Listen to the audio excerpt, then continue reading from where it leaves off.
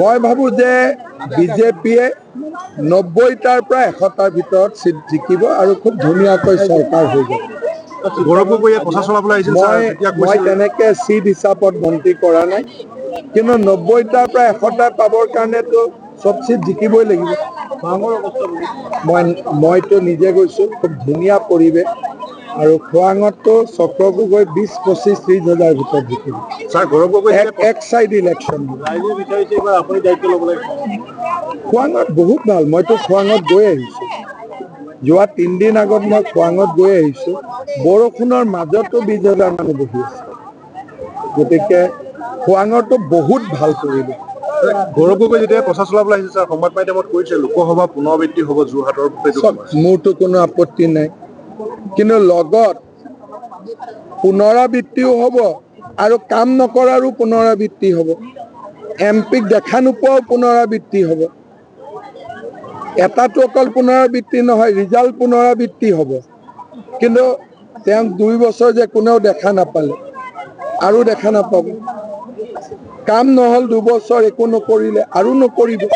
গতিকে মানুহে এইবিলাক চাই নাথাকে জানো? অকল প্ৰেছতটো ক'লে কাম নহব।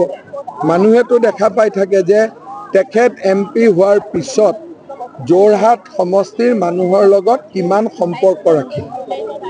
ইয়াতো মাইকত দাবী কৰি থাকিলেতো কথাটো নহয়। কালি মামৰাটো মইতো এটাই কথা কম যে ওৱেচিক কংগ্ৰেছে লৈ আহিছে যাতে সামাজিক বাতাবৰণটো অসমত বেয়া কৰিব পাৰে, মিয়া মানুহখিনিক ৱেপনাইজ কৰিব পাৰে। আজি যিটো তেওঁ ভাষণ দি থৈ গ'ল, এই ভাষণ দিয়াৰ পৰা কি হ'ল যে মিয়া মানুহখিনিয়ে লাহে লাহে অসমীয়াৰ বিৰুদ্ধে অস্ত্ৰ তুলি ল'বলৈ ভয় নকৰিব। তেওঁলোকৰ সংখ্যাও বেছি।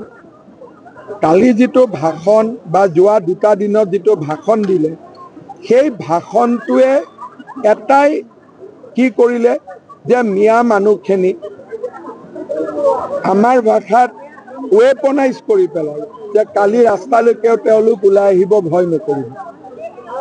এতিয়া ইউনিছ তামুলী হওক, অমুক হওক, এইবিলাকক আজিলৈকে কোনেও গৰিহণা দিয়া নাই। কংগ্ৰেছে গৰিহণা দিয়া নাই, আমিতো সদায় গৰিহণা দি আছো। আজিলৈকে তেওঁ যিমান কথা কৈ ফুৰে, কংগ্ৰেছে কেতিয়াবা কৈছে নেকি তেওঁক গ্ৰেপ্তাৰ কৰিব লাগে? আজিওতো কংগ্ৰেছে কোৱা নাই যে ওৱেচিয়ে সাম্প্ৰদায়িক ভাষণ দি থৈ গ'ল, ওৱেচিক গ্ৰেপ্তাৰ কৰিব লাগে। কৈছে জানো? কোৱাটো নাই।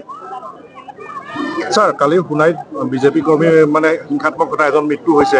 ডিমৌত যিজন কংগ্ৰেছৰ প্ৰাৰ্থী তেওঁক দুৰ্বৃত্ত আক্ৰমণ কৰিছে বোলে। মোৰ হাতততো ইমান খবৰ নাই, সোণাৰীৰ খবৰটো আছে, কিন্তু ইলেকশ্যন ৰিলেটেড হয় নে নহয় নজনাকৈ কোৱাটো ঠিক নহয়। কাৰণ ইলেকশ্যন ৰিলেটেড হ'লে ঘটনাটো বেলেগ হয়, ব্যক্তিগতও হ'ব পাৰে, কি হ'ব পাৰে। গতিকে আমি তদন্তৰ পিছতহে ক'ব পাৰিম যে ইয়াৰ লগত ইলেকশ্যনৰ সম্বন্ধ আছে।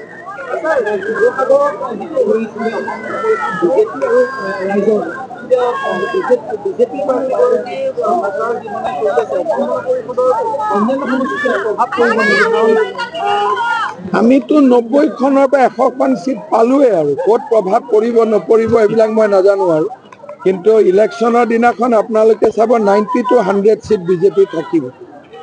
লোকসভাত 96 পাইছিলো, এতিয়া 4খন বাঢ়িব। কাইলৈ প্ৰধানমন্ত্ৰী আহিব, কিবা আহ্বান জনাব নেকি? প্ৰধানমন্ত্ৰী ডাঙৰী আহ্বান জনাব যে বিজেপিক ভোট দিয়ে। মই সিট বেচিছত একো কথাই নকওঁ, 90ৰ পৰা 100।